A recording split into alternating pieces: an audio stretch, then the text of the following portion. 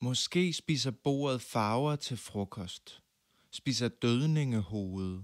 Flammer er røde som blod, som et bord i dit hoved, hvor hele verden steger i striber og streger. Nej, der plejer ikke at være spir over dine kogte pastinakker, sekskanter med bøjede nakker, farver, der snakker i munden på hinanden om døden og fanden.